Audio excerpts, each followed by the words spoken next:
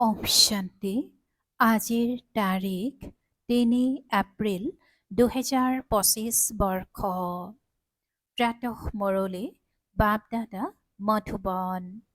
আজিৰ পিতাৰ অমৃতবাণী হৈছে, মৰমৰ সন্তানসকল, তোমালোকৰ এই নতুন বৃক্ষজোপা অতি মিঠা।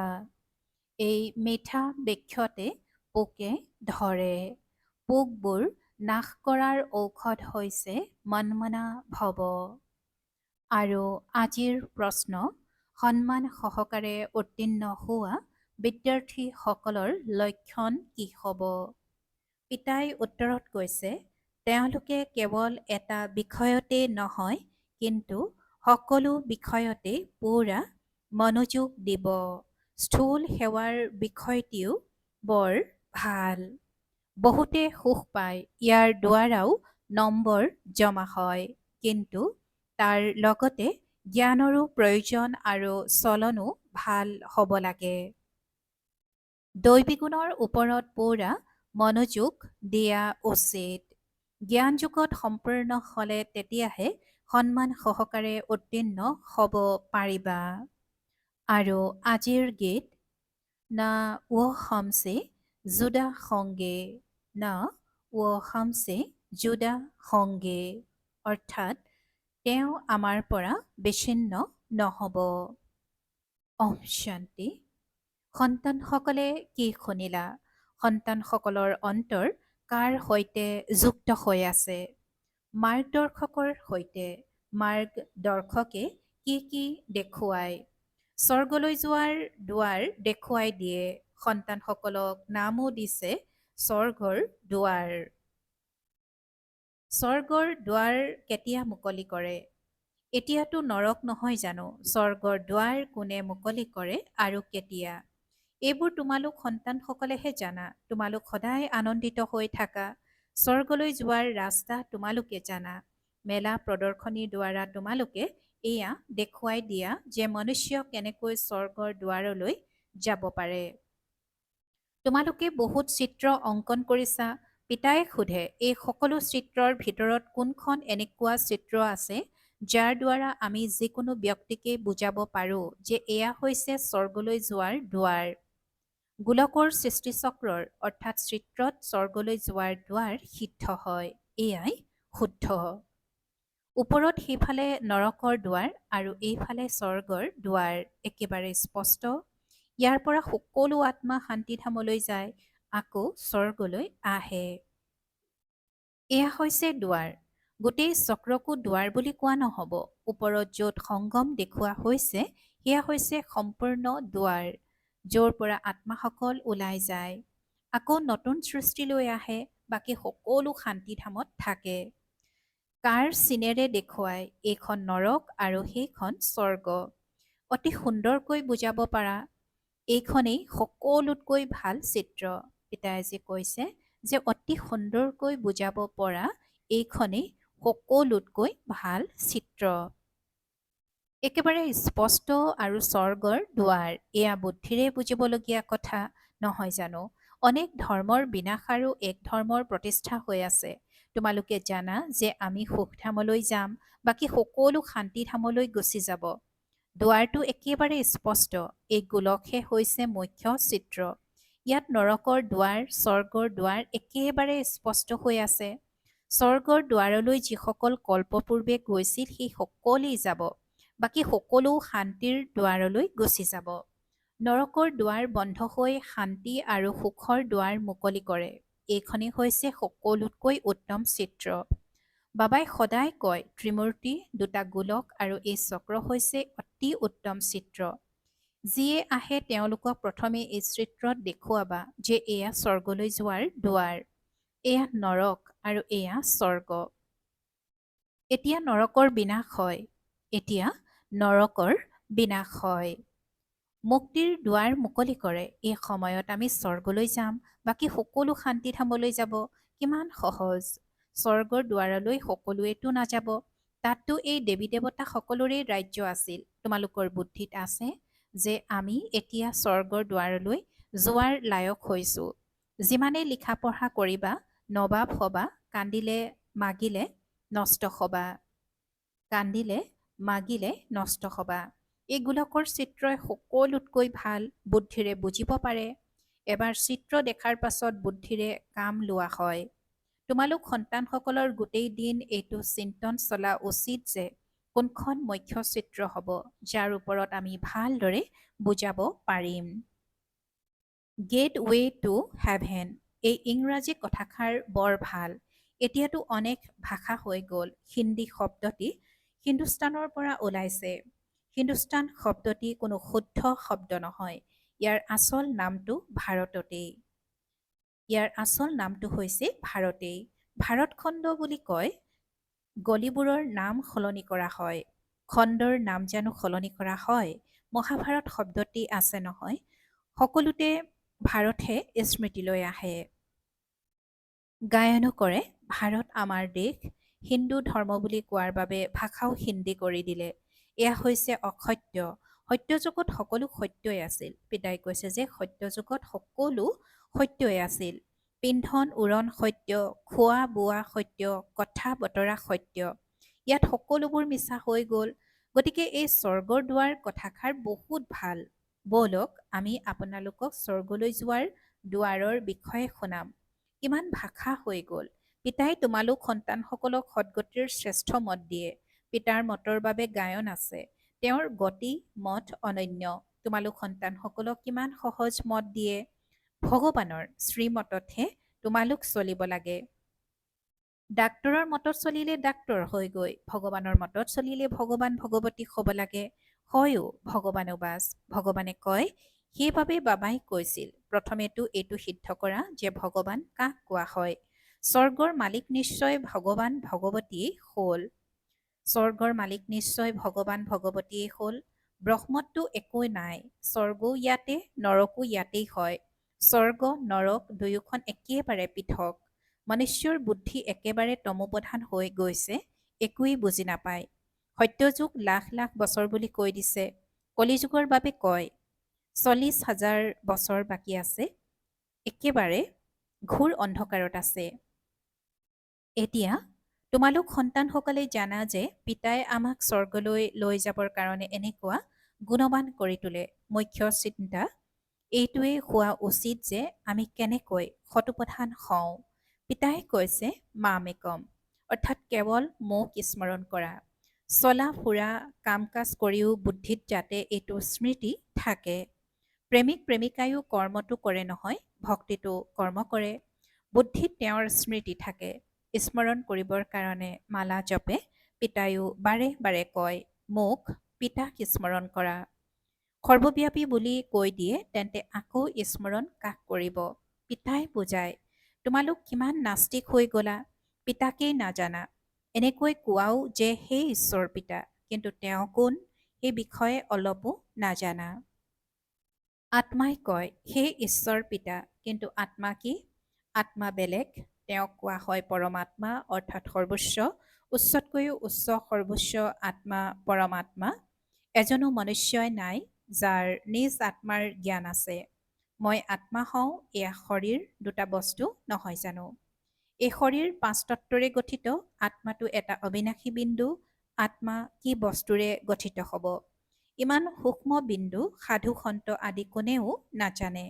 এওঁতো ব্ৰহ্মা বাবাই বহুত গুৰুৰ শৰণ ল'লে, কিন্তু কোনেও এইটো নুশুনালে যে আত্মা কি, পৰমপিতা পৰমাত্মা কি। এনেকুৱা নহয় যে কেৱল পৰমাত্মাকহে নাজানে, আত্মাকো নাজানে। আত্মাক জানিলে পৰমাত্মাকো তৎক্ষণাৎ জানিব। সন্তানে নিজক জানিলে আৰু পিতাকক নাজানিলে তেন্তে কেনেকৈ চলিব পাৰিব? তোমালোকেতো এতিয়া জানা যে আত্মা কি, ক'ত থাকে। ডাক্তৰসকলেও ইমানখিনি বুজি পায়। আত্মা সূক্ষ্ম, এই দুচকুৰে দেখা পোৱা নাযায়। আকৌ কাচেৰে বন্ধ কৰিলে কেনেকৈ দেখিব পাৰিব? পিতাই কৈছে যে সন্তানে নিজক জানিলে আৰু পিতাকক নাজানিলে তেন্তে কেনেকৈ চলিব পাৰিব? তোমালোকেতো এতিয়া জানা যে আত্মা কি, ক'ত থাকে। ডাক্তৰসকলেও ইমানখিনি বুজি পায়। আত্মা সূক্ষ্ম, এই দুচকুৰে দেখা পোৱা নাযায়। আকৌ কাচেৰে বন্ধ কৰিলে কেনেকৈ দেখিব পাৰিব? জগতত তোমালোকৰ দৰে জ্ঞান কাৰো নাই। তোমালোকে জানা যে আত্মা বিন্দু পৰমাত্মাও বিন্দু। বাকী আমি আত্মাসকল পতিতৰ পৰা পাৱন, পাৱনৰ পৰা পতিত হওঁ। তাততো পতিত আত্মা নাথাকে, তাৰ পৰা সকলো পাৱন হৈ আহে, পাছত পতিত হৈ যায়, পুনৰ পিতা আহি পাৱন কৰি তোলে। এইটো অতি সহজ কথা। তোমালোকে জানা যে আমি আত্মাসকলে ৮৪ চক্ৰ পৰিক্ৰমা লগাই এতিয়া তমোপ্ৰধান হৈ গৈছো। আমি এই ৮৪ জন্ম লওঁ। এজনৰ কথাটো নহয়, পিতাই কয় মই এওঁক অৰ্থাৎ ব্ৰহ্মাক বুজাওঁ। তোমালোকে শুনা, মই এওঁৰ শৰীৰত প্ৰৱেশ কৰিছো, এওঁক শুনাওঁ। তোমালোকেও শুনি লোৱা। এইখন হৈছে ৰথ, গতিকে বাবাই বুজাইছে যে নাম স্বৰ্গৰ দুৱাৰ ৰখা উচিত। কিন্তু এই ক্ষেত্ৰতো বুজাবলগীয়া হয় যে সত্যযুগত যি দেৱী দেৱতাৰ ধৰ্ম আছিল সেয়া এতিয়া প্ৰায় লোপ হৈ গৈছে, কোনেও নাজানে। খ্ৰীষ্টিয়ানসকলো প্ৰথমে শতপ্ৰধান আছিল, আকৌ পুনৰ্জন্ম লৈ লৈ তমোপ্ৰধান হয়। বৃক্ষ নিশ্চয় পুৰণি হয়, এয়া বিচিত্ৰ ধৰ্মৰ বৃক্ষ। বৃক্ষৰ হিচাপত বাকী সকলোবোৰ ধৰ্মৰ লোক পাছত আহে। এই ড্ৰামাখন পূৰ্ব নিৰ্ধাৰিত। এনেকুৱা নহয় যে কাৰোবাৰ সত্যযুগলৈ অহাৰ পাল পৰিব, নহয়, এয়াতো অনাদি খেল ৰচি থোৱা আছে। সত্যযুগত এটাই আদি সনাতন প্ৰাচীন দেৱী দেৱতাৰ ধৰ্ম আছিল। এতিয়া তোমালোক সন্তানসকলৰ বুদ্ধিত আছে যে আমি স্বৰ্গলৈ গৈ আছো। আত্মাই কয় আমি তমোপ্ৰধান, তেন্তে ঘৰলৈ কেনেকৈ যাম, স্বৰ্গলৈ কেনেকৈ যাম? তাৰ বাবে পিতাই শতপ্ৰধান হোৱাৰ যুক্তিও শুনাইছে। পিতাই কয় মোকেই পতিত পাৱন বুলি কয়। নিজক আত্মা বুলি বুজি পিতাক স্মৰণ কৰা। ভগৱানুবাচ লিখা আছে, এইটো সকলোৱে কৈ থাকে। যীশুখ্ৰীষ্টৰ ইমান বছৰ পূৰ্বে ভাৰত স্বৰ্গ আছিল, কিন্তু কেনেকৈ হ'ল, আকৌ কলৈ গ'ল, এয়া কোনেও নাজানে। তোমালোকেতো যথা ৰীতি জানা, আগতে জানো এই কথাবোৰ জানিছিলা? জগতত এইটো কোনেও নাজানে যে আত্মাহে ভাল বা বেয়া হয়। সকলো আত্মাই সন্তান পিতাক স্মৰণ কৰে। পিতা সকলোৰে প্ৰেমিক, বাকী সকলো প্ৰেমিকা। এতিয়া তোমালোক সন্তানসকলে জানা যে সেই প্ৰেমিকৰ আগমন হৈছে অতি মৰমৰ প্ৰেমিক, নহলেনো তেওঁক সকলোৱে কিয় স্মৰণ কৰে? এনেকুৱা কোনো মনুষ্য নাই যাৰ মুখত পৰমাত্মাৰ নাম উচ্চাৰিত নহয়। কেৱল নাজানে। তোমালোকে জানা যে আত্মা অশৰীৰী।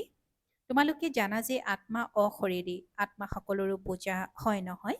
আমি যি পূজ্য আছিলোঁ সেই সকলেই আকৌ নিজ আত্মাকেই পুজিবলৈ ল'লে। হ'ব পাৰে পূৰ্বৰ জন্মত ব্ৰাহ্মণ কুলত জন্ম লৈছা, শ্ৰীনাথক ভোগ আগবঢ়াই পূজাৰীসকলেহে খায়। এয়া সকলো হৈছে ভক্তিমাৰ্গ। তোমালোক সন্তানসকলে বুজাব লাগে স্বৰ্গৰ দুৱাৰ মুকলি কৰোতাজন হৈছে পিতা। কিন্তু মুকলি কৰিব কেনেকৈ, কেনেকৈ বুজাব? ভগৱানুবাচ, গতিকে নিশ্চয় শৰীৰৰ দ্বাৰা ক'ব নহয়। আত্মাইহে শৰীৰৰ দ্বাৰা কয় আৰু শুনে। এই বাবাই বিশদভাৱে শুনায়। বীজ আৰু বৃক্ষ। তোমালোক সন্তানসকলে জানা যে এইজোপা নতুন বৃক্ষ, লাহে লাহে আকৌ বৃদ্ধি হয়। তোমালোকৰ এই নতুন বৃক্ষজোপাত বহুত পোকেও ধৰে, কিয়নো এই নতুন বৃক্ষজোপা বৰ মিঠা। মিঠা বৃক্ষতহে পোক আদি কিবা কিবা লাগে, আকৌ ঔষধ দিয়া হয়। পিতাই কৈছে যে মিঠা বৃক্ষতহে পোক আদি কিবা লাগে, আকৌ ঔষধ দিয়া হয়। পিতায়ো মন্মনাভৱৰ বহুত ভাল ঔষধ দিছে। মন্মনাভৱ নোহোৱা বাবে পোকে খাই পেলায়। পোকে ধৰা বস্তু কি কামত আহিব, সেয়াতো পেলাই দিয়া হয়।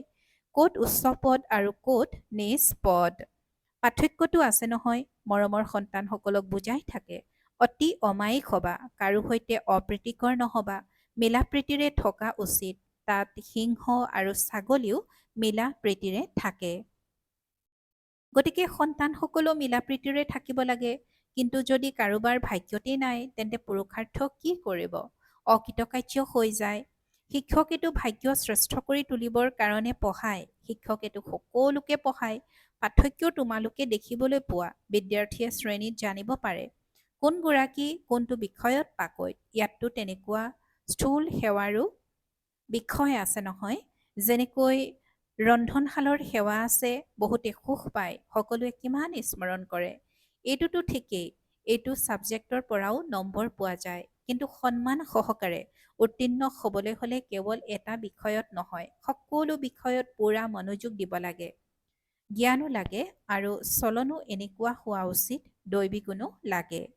মনোযোগ দিয়াটো ভাল, ৰন্ধনশালৰ ওচৰলৈ কোনোবা আহিলে যাতে কয় মনমনা ভৱ। শিৱ বাবাক স্মৰণ কৰিলে বিকৰ্ম বিনাশ হ'ব আৰু তোমালোক স্বৰ্গৰ মালিক হৈ যাবা। পিতাক স্মৰণ কৰি অন্যকো পৰিচয় দি থাকা। জ্ঞান আৰু যোগৰ আৱশ্যক বৰ সহজ। মুখ্য কথাই হৈছে এইটো, অন্ধৰ লাখুটি হ'ব লাগে। প্ৰদৰ্শনীলৈ যিকোনো লোককে লৈ যোৱা। ব'লক আমি আপোনাক স্বৰ্গৰ দুৱাৰ দেখুৱাম। এয়া নৰক আৰু সেয়া স্বৰ্গ। পিতাই কয়, মোক স্মৰণ কৰা, পবিত্ৰ হোৱা, তেতিয়া তোমালোক পবিত্ৰ সৃষ্টিৰ মালিক হৈ যাবাগৈ। মনমনা ভৱ। হুবহু তোমালোকক গীতা শুনাই সেইবাবে বাবাই চিত্ৰ তৈয়াৰ কৰিছে। গীতাৰ ভগৱান কোন? স্বৰ্গৰ দুৱাৰ কোনে মুকলি কৰে? শিৱ বাবাই মুকলি কৰে। শ্ৰীকৃষ্ণ সেই দুৱাৰেৰে পাৰ হৈ যায়, আকৌ নাম ৰাখি দিলে শ্ৰীকৃষ্ণৰ। মুখ্য চিত্ৰ হৈছে দুখন, বাকীবোৰ হৈছে বিস্তাৰ। সন্তানসকল বহুত অমায়িক হ'ব লাগে। স্নেহেৰে বাৰ্তালাপ কৰিব লাগে। মন, বচন, কৰ্মৰে সকলোকে সুখ দিব লাগে। চোৱা, ৰন্ধনশালত সেৱা কৰোঁতাসকলে সকলোকে আনন্দিত কৰে, গতিকে তেওঁলোকৰ বাবে উপহাৰো লৈ আহে। এইটো বিষয় হয় নহয়, উপহাৰ আনি দিয়ে। তেওঁ কয়, মই আপোনাৰ পৰা কিয় ল'ম? তেতিয়া আপোনাৰ স্মৃতি আহি থাকিব। শিৱ বাবাৰ ভঁৰালৰ পৰা পালে তেতিয়া মোৰ শিৱ বাবাৰ স্মৃতি থাকিব। ভাল বাৰু। অতি মৰমৰ কল্পৰ পাছত পুনৰাই মিলিত হোৱা সন্তানসকলৰ প্ৰতি মাতা পিতা বাপ দাদাৰ স্নেহপূৰ্ণ স্মৰণ আৰু সুপ্ৰভাত। আত্মিক পিতাৰ আত্মিক সন্তানসকলৰ প্ৰতি নমস্কাৰ। আৰু আত্মিক সন্তানসকলৰ আত্মিক মাত পিতা আৰু বাপ দাদাৰ প্ৰতি স্নেহপূৰ্ণ স্মৰণ আৰু সুপ্ৰভাত আৰু নমস্কাৰ নমস্কাৰ নমস্কাৰ। আৰু আজিৰ ধাৰণাৰ বাবে মুখ্য সাৰ প্ৰথমতে, নিজৰ উচ্চ ভাগ্য গঢ়িবৰ কাৰণে পৰস্পৰ অতি মিলাপ্ৰীতিৰে অমায়িক হৈ চলিব লাগে। কেতিয়াও অপ্ৰীতিকৰ হ'ব নালাগে। সকলো বিষয়ত পূৰা মনোযোগ দিব লাগে। দ্বিতীয়তে, সদ্গতিৰ কাৰণে পিতাৰ যি শ্ৰেষ্ঠ মত পাইছা, সেইমতে চলিব লাগে আৰু সকলোকে শ্ৰেষ্ঠ মতহে শুনাব লাগে। স্বৰ্গলৈ যোৱাৰ মাৰ্গদৰ্শন কৰিব লাগে। আৰু আজিৰ বৰদান, প্ৰত্যেক আত্মাক সাহস উৎসাহ দিওঁতা, দয়াশীল বিশ্ব কল্যাণকাৰী হোৱা। প্ৰত্যেক আত্মাক সাহস উৎসাহ দিওঁতা, দয়াশীল বিশ্ব কল্যাণকাৰী হোৱা। আৰু আজিৰ বৰদানৰ ব্যাখ্যা, কেতিয়াও ব্ৰাহ্মণ পৰিয়ালত কোনো দুৰ্বল আত্মাক তুমি দুৰ্বল এনেকৈ ক'ব নালাগে। তোমালোক দয়াশীল বিশ্ব কল্যাণকাৰী সন্তানৰ মুখেৰে সদায় প্ৰত্যেক আত্মাৰ প্ৰতি শুভবাণী উচ্চাৰিত হ'ব লাগে। নিৰাশ কৰা বাণী নহয়। কোনোবাই যিমানেই দুৰ্বল নহওক তেওঁক ইংগিত বা শিক্ষা দিবলগীয়া হ'লেও প্ৰথমে সমৰ্থ কৰি তুলি তাৰ পাছত শিক্ষা দিয়া। প্ৰথমে ধৰণীত সাহস আৰু উৎসাহৰ হাল বোৱা, তাৰ পাছত বীজ ৰোপণ কৰা। তেতিয়া সহজে প্ৰতিটো বীজৰ পৰা ফল ওলাব। ইয়াৰ দ্বাৰা বিশ্ব কল্যাণৰ সেৱা তীব্ৰ হৈ যাব। আৰু আজিৰ শ্লোগান, পিতাৰ আশীৰ্বাদ লৈ সদায় পৰিপূৰ্ণতাৰ অনুভৱ কৰা। পিতাৰ আশীৰ্বাদ লৈ সদায় পৰিপূৰ্ণতাৰ অনুভৱ কৰা। ওম শান্তি। আৰু আজিৰ অব্যক্ত সংকেত, সংযুক্ত ৰূপৰ স্মৃতিৰে সদায় বিজয়ী হ'বলৈ আজিৰ অব্যক্ত সংকেত। সদায় প্ৰতিটো কৰ্ম কৰি থাকিও নিজক কৰ্মযোগী আত্মা বুলি অনুভৱ কৰা। যিকোনো কৰ্ম কৰি থাকিও স্মৃতি পাহৰিব নোৱাৰা। কৰ্ম আৰু যোগ দুয়োটা সংযুক্ত হৈ যাওক। যেনেকৈ কোনো যুক্ত হৈ থকা বস্তুক পৃথক কৰিব নোৱাৰি, তেনেকৈ কৰ্মযোগী হোৱা। ওম শান্তি।